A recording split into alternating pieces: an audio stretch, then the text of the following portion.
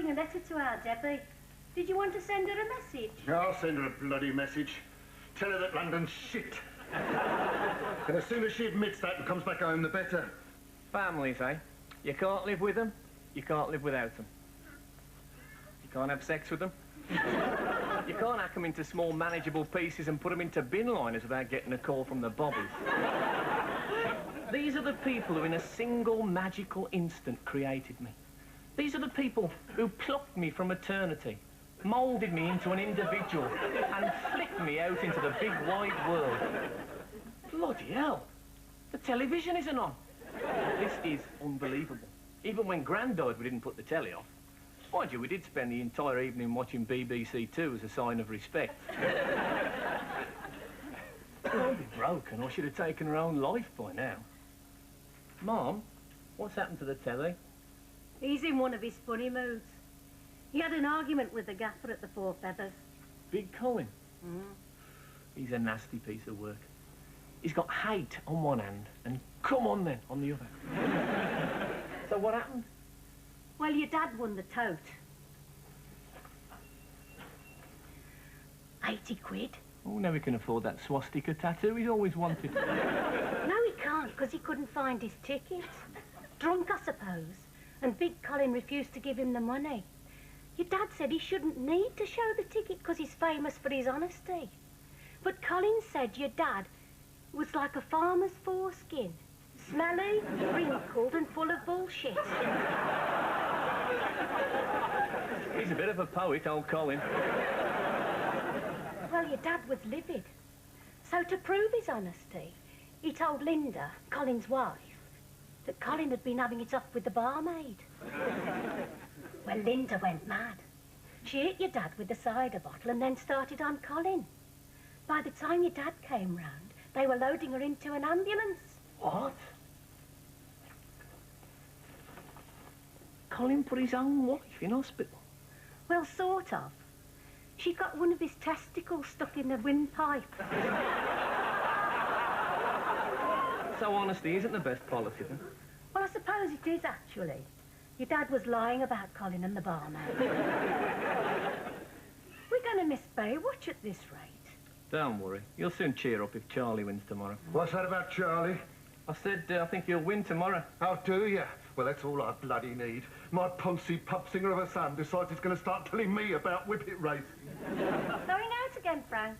Yeah. I thought I'd go round Roaches to practice me poncy pub singing. He really knows how to wind me up. Me and my mate Roach started this duo called Blue Heaven, and we're bloody brilliant. He doesn't understand. His idea of classy music is Cilla Black. He's always going on about how, despite all that success, she still looks like the girl next door. Which I suppose is true if you live on cell block H. Just make sure you're at the race tomorrow. Show a bit of family pride for a change. Charlie Slipstream's a legend in these parts. Yeah, well, I'll be there. Unless I'm seeing Melanie. Oops, now the piss has reached the mattress. Mention Melanie, the magic word. Which way's he going to jump? Will it be the give her one for me, we're all lads together approach? Or will he go for his neo-Nazi, what's the matter with you, can't you get a white woman routine? Still after Ivy Harris's daughter. Well, I hope you're sinking your sausage. Sounds like we're all lads together. You know, I think there's a bit more to relate. Oh, shut your face. Our Brian would have been drinking his way through a maternity allowance by now. Not that he'd ever go out with a black woman. And the fascists come in with a late goal.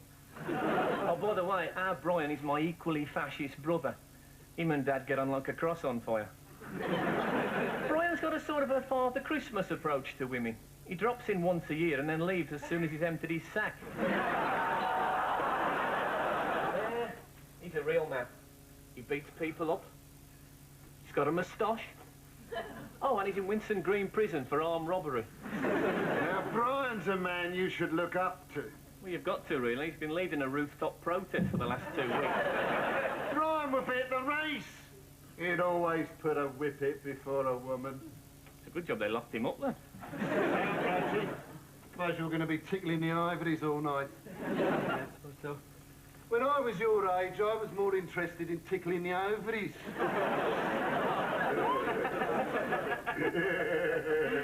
How do you mean? Well, we haven't got time for all this sophisticated after-dinner chat, have we? Yeah, don't forget the race tomorrow. Puffs. Yeah, it's a shame about you and your father, Frank. You really should try and communicate with him. Oh, yeah? Doesn't really work unless you've got a pentagram and a couple of chalices of goat's blood. Anyway, let's go make some music. Is Melanie coming tonight? Well, I'll ask her. Nipping on the way to your place. What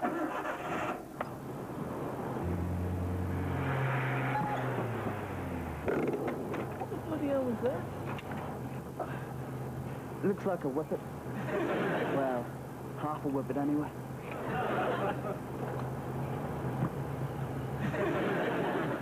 Oh no, tell a lie. The other half was under the wheel arch. Well, we better get going. We're gonna nip into Melanie's. No use crying over it. Frank. Frank, are you alright? Frank.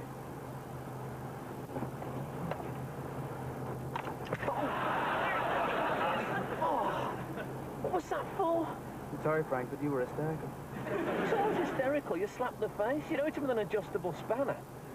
Sorry, I'm trying to help. Listen, Roach. We've just reversed Uncle Charlie's slipstream. Oh my God. I didn't recognize him without his eyes. Oh, God.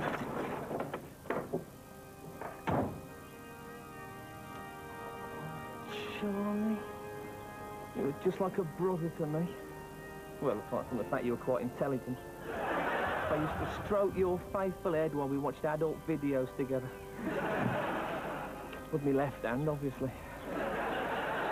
Oh, why does everything happen to me? What the bloody hell's that shouting outside? Look, I'll go and see Melanie, then I'll meet you back at your place. You don't mind disposing of Charlie, do you? Huh? You can handle it, Roach. Just weigh him down a bit and chuck him in the canal. Should have dissolved by the morning. What about your dad? It's a good idea, but he'd take weeks to dissolve. I mean, what are you going to tell your dad? We'll sort it out later. Just do the business with Charlie. Oh, and take his collar off. It's got one of those identity medals on it. Oh, yeah, you could make a necklace out of it or something. Do you want to keep his teeth as well? Do you want to keep yours?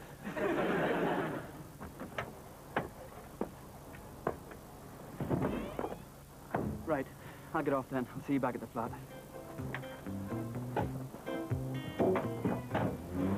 Well, what a great start to the evening, it has to be said. And now, to top it all, I've got to go and face Poison Ivy Harris, living proof that extensive use of peroxide can cause brain damage. How would our Brian have handled Charlie's death? He'd have marched straight back into the house carrying a selection of Roach's vital organs and said Roach killed Charlie Slipstream, so I killed Roach. Often wondered, is life a lot easier if you're an ignorant piece of shit? Well, that's Poison Ivy. He should know.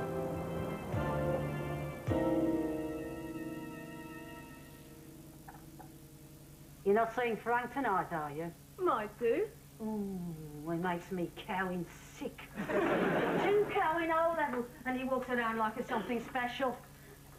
Whatever happened to that nice Elvis chap? I think he was found dead on his bathroom floor after a lifetime of cheeseburger abuse. Not that Elvis chap. I'm on about that blonde-haired lad that worked at Dudley Zoo. Oh, that Elvis chap. Sad, really. What was? He got attacked by one of the chimpanzees. Made a right mess of his face. The poor chimp had to be put down. That's fair enough. Don't talk rubbish, Mother. They're wild animals. They come from a very savage environment. Oh, I know. I've never liked Dudley. Anyway, listen up. I've got something to tell you about Frank. Oh, I've heard it all before. You just don't understand him. I don't understand what he sees in Ingrid Barnwell. What's Ingrid Barnwell got to do with Frank? What has a socket got to do with a plug? You should have seen him at McDonald's last Thursday night. McDonald's? But Frank told me he was vegetarian. Well, he didn't look like a vegetarian to me. He's certainly partial to a bit of tongue. And he was licking her neck. Oh, I hate that. Oh, it's you. Hello, Mrs. Harris. Is Melanie in? No, she's going to visit her boyfriend. Her boyfriend? Yeah, she'll probably be there for weeks. He got attacked by a chimpanzee, you know. It's not Elvis Cox, is it? Yeah, that's him. Poor devil. She had to feed him, wipe his nose, everything. But he hasn't got a nose. Mom, why don't you let Frank in? Oh, she seems to have returned. Hello, Mel. You been seeing Elvis Cox? Might have. How is he then? Oh, he's all right. I wish the police hadn't shot the chimpanzee, though. Well, it was only a tranquilizer dog. Gave him a chance to drag Elvis into a van and then put the chimp back in the ape house. After they took the stockings and suspenders off it, obviously. You got anything planned for tonight, Mel? Well, I thought I might have a walk down to McDonald's. I think I detected a bit of a barb in that remark. If someone's been telling her that I was licking Ingrid Barnwell's neck in McDonald's last Thursday night, I am in deep and impenetrable shite. Mind you, who'd be so evil that they'd take an innocent piece of horseplay and turn it into something sordid and unclean? Mum was saying that she saw you licking Ingrid Barnwell's neck in McDonald's last Thursday night. I haven't seen Ingrid Barnwell for at least 3 months. You cowing liar. That is the absolute truth. I swear to you on my father's life. Look, it's him or me, and he's been asking for it. Perhaps you were mistaken, Mum. Change the subject, Frankie boy. Do you fancy coming to see Blue Heaven tonight? We're starting our residency at Gladstone's. Dunno. I don't like Gladstone's very much. No, it's all right now. You don't get the rough crowding anymore. Oh, I doubt they'll get any crowd in if you're the entertainment. Why don't you just admit that you're crap and try and get a job on the bins or something? Might toughen you up a bit. Old Ivy really is a remarkable woman, isn't she? 3 minutes in her company and I'm already starting to view my own parents as broad-minded, compassionate intellectuals. She's got this natural gift of always being able to say something that makes me feel like shit. Your dad's whippet runs tomorrow, doesn't he? Yeah, early in the morning. Oh, I love whippet racing. Why don't we go and watch it tomorrow morning? You can stop in and have an early night tonight. Yeah, okay then. Charlie Slipstream's a dead cert, isn't he, Frank? Yeah, you could say that.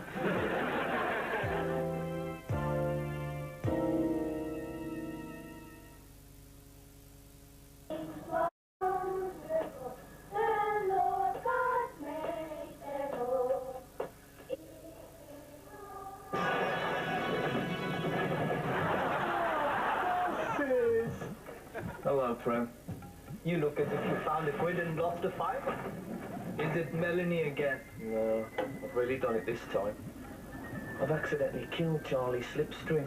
Oh, bloody shit. I've never been much help to you in affairs of the heart, Francis. But there's something that I do know about. I had this mate who lived in Coventry. Kenneth his name was. And he said to me, Prem, get a Labrador. It will give you love, it will give you protection, it will give you a bloody good savaging if you try to touch his squeaky bone. It was Kenneth who bought me old Bonzo here. But he's a boxer, isn't he? He certainly is. Why didn't he buy you a Labrador? He thought he did. He was blind, you see. Charlie Slipstream is dead. But his brother lives on, huh? What brother? Charlie's brother, Rex. He's owned by Nervous Nigel up on the 8th floor. This dog he's got, does it look like Charlie Slipstream? Oh, Francis, if you took 2 pearls from the same oyster and held them in the palm of your hand, could any man tell them apart? You could if one of them had got a dirty great tyre mark across it. You don't suppose Nigel would be interested in selling him, do you? Well, he could use the money. He hasn't done a day's work since he came out of hospital. Was he ill? No, he was born. I'll tell you what. Are you going to be at Roach's for the next hour or so? Yeah. Well, I'll get a message to Nigel and tell him to pop in. No sudden movement with Nigel, though. Or you might be buying a new carpet as well as a new dog. Oh, Chief! I've done it! I've solved the problem! What we do is replace Charlie with a lookalike. What look-alike? Do you know Nervous Nigel on the 8th floor? Nah, it'll never work. His bollocks are the wrong colour. Now, listen. Nervous Nigel owns Charlie's identical brother, Rex. Oh, I see. I bet he's not as fast as Charlie. Well, he might be. It's in his blood, isn't it? Oh, yeah. Nigel ran for Birmingham schools. They do say that dogs get like their owners. Hey, you should call it Nervous Rex. Shh, that could be him. Nah, he'll never reach the buzzer. No, it could be Nigel. Nigel, come in.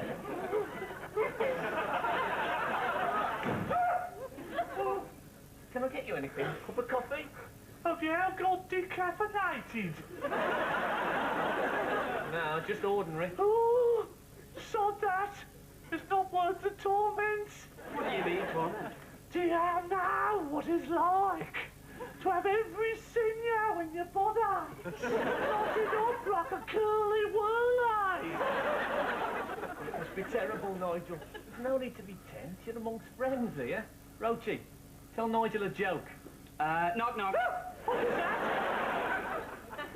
Look, I've got to go. My dog doesn't like being left alone. Oh, well, it's your dog I want to talk about. I want to buy him, Nigel. No way! I'm not living on my own in this bloody madhouse. I don't want you to live on your own, but what you've got to ask yourself is this. What sort of protection is a pedigree dog going to give you? Pedigree, Nigel. Well-bred. An aristocrat. Not really the sort of animal who's going to risk his life to defend one of the unemployed, is he? I bet he sneers at you, Nigel. He does sneer sometimes.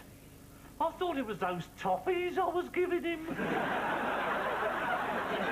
Oh, well, there you are, you see. What you need is something you can depend on in times of real stress.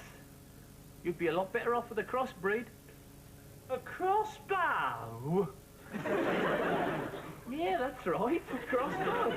Cheap, no food to buy, no soggy patties on the skirting board. Aren't they a bit dangerous? Only for the intruder. Let's face it, it's a straight choice. Sell the dog and get a crossbow, or be murdered in your own bed. Of course, I couldn't accept less than 100. 100 quid? It's a bit steep, isn't it? I can't haggle. Makes me breathless. Okay, calm down. I haven't got it now. We'll bring it round about midnight. You can do what you like, but don't expect me to open the door that late. I could pick him up early in the morning. Suits me. The less time I have to spend with that stuck-up bastard, the better.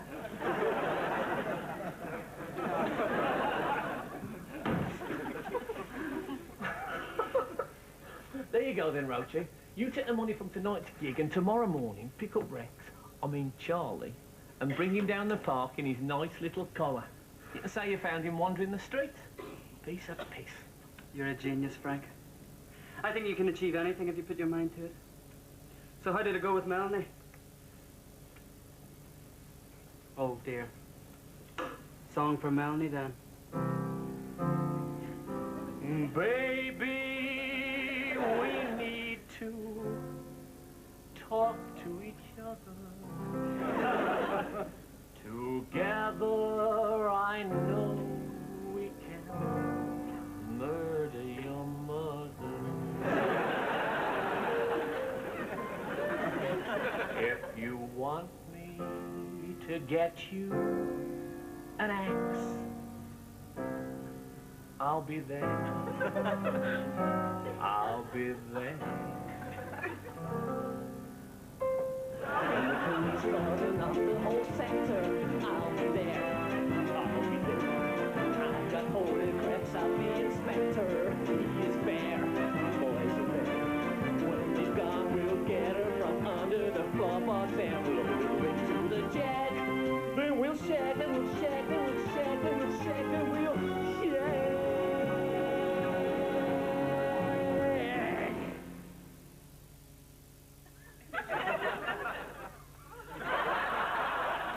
Thank you, ladies and gentlemen. You've been a great audience. When was that? we'll be back next week with a brand new show. Good night, everybody.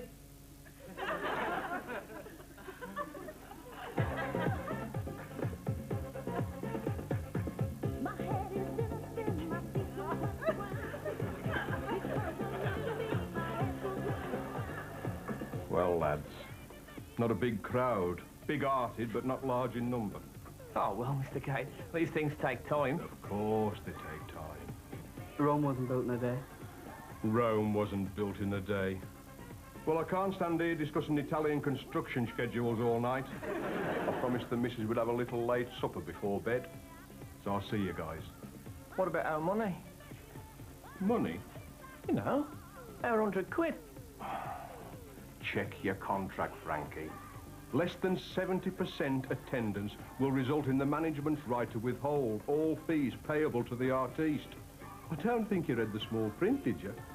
Cheer up, lads, there's always next week. Once this crowd go back and tell their friends, who knows what might happen.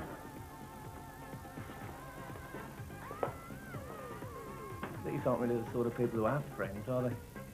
Frank, I've been thinking. Don't exaggerate. No, listen. Why don't we tell your dad that Nervous Nigel stole Charlie, and that we find this in his rubbish bag? It'd be his word against ours. And your dad would rip Nigel to pieces before he could tell the whole story. Roach, you don't honestly think I'd be party to the murder of an innocent man, do you? Sorry, Frank. We could say we found it in Poison Ivy's rubbish bag. Good night, then, lads. Good night, Mr. Gates. Oh, Mr. Gates, before you go, I don't suppose you could loan us £100, could you? Oh, you've picked a bad time to ask me that, Frank. Me old mate Terry Williams died of amnesia yesterday. Died of amnesia? Yeah. He forgot about the money he owed me. Well, we wouldn't forget, would we, Roach? I mean, you see us every week now. We're not going to disappear in a puff of smoke, are we? Terry Williams did. Well, after we stoked him a bit. OK, I'll do you a favour. £100 at 60% interest. 60%? Not what I'd call an interest, more of an obsession, really. It's up to you. Oh, go on, then. Do you want us to put our names on anything? No need. If you don't pay me back, the only person putting your name on anything will be a stonemason. Thanks, Mr. Gates. Oh, come on. Let's get it packed up.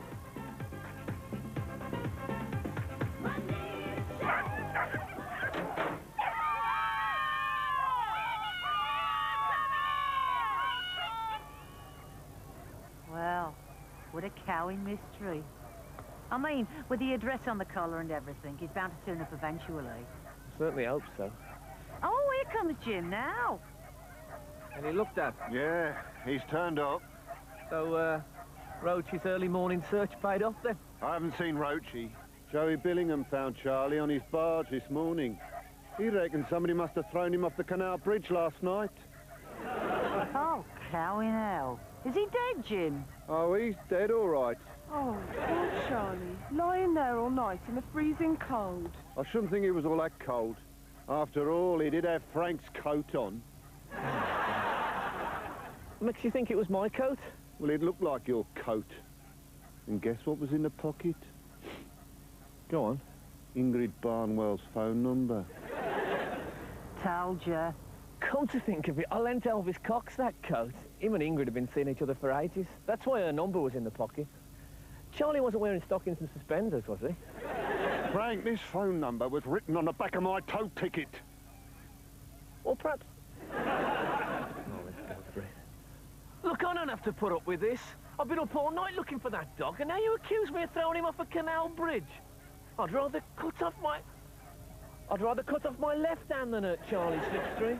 I remember when we used to watch adult videos together. Hey, Frank! I've got him! Oh, here comes the cavalry.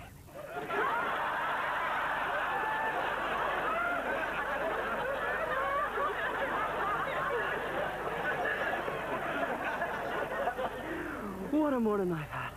It's all been a bit of a mix-up, really. It turns out that Rex is the twin brother of Prem's dog, not yours. Pound for pound, we got more for our money with a boxer. Oh, by the way, you know that coat that you wrapped Charlie up in?